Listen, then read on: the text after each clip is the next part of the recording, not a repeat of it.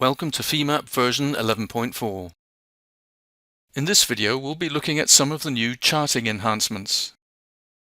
In Femap's charting capability, the charting user interface has been updated. Specifically, the chart data series dialog has been streamlined to show only the most relevant information.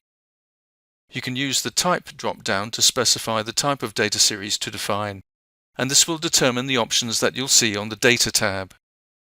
The Style tab, however, remains consistent for all data series types.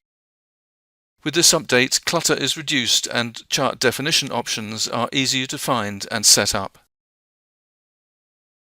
Femap allows you to perform real-time output processing, and we'll see how you can use the charting capability to process data on the fly, eliminating the need for any manual data processing. In this test model, we have von Mises elemental stresses in the results, and we'll convert those data to nodal output for the line of nodes along the top edge of the model and plot the results in a chart. So let's activate the charting pane and create a new data series. In the Chart Data Series dialog, we'll select the x-axis values in the global coordinate system and pick up the von Mises elemental stress vector, set processing to average, and select the top edge nodes group for output display.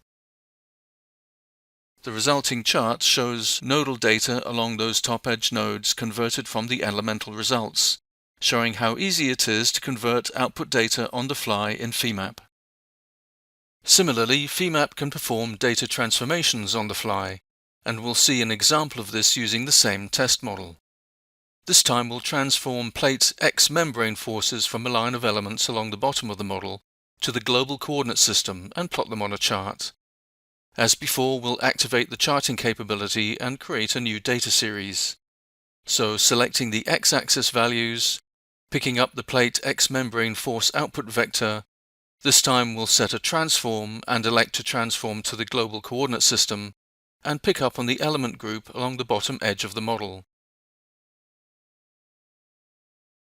The resulting chart shows X membrane element forces converted to the global coordinate system.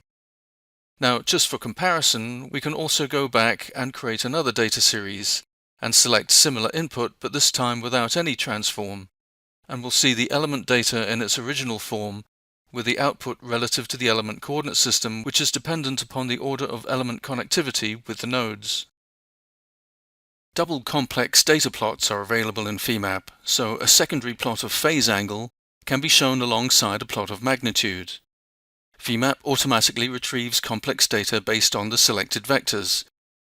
To see how to set up a double plot, we'll use a simple test model that has already run a modal frequency response analysis.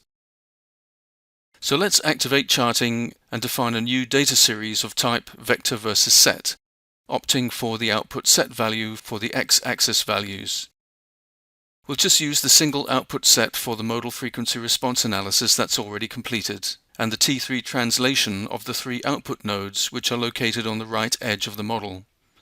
Femap then generates the magnitude plot of the selected output.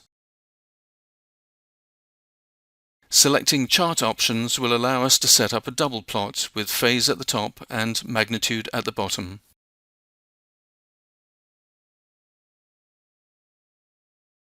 Femap can expand magnitude phase data according to a user-defined interval via the complex expansion data series type. Let's see how to set this up using the same frequency response analysis test model. We activate charting and select a new data series. This time we'll select type 3, expand complex. For the data, we'll select the first case and the T3 translation. The output target is node 51. And will specify a 10-degree phase angle increment for the plot. The resulting chart shows an expanded plot for the selected vector at all phase intervals. This makes it much easier to identify the max-min peaks for the selected output. To find out more, visit us at siemens.com/plm/femap or call your local channel partner.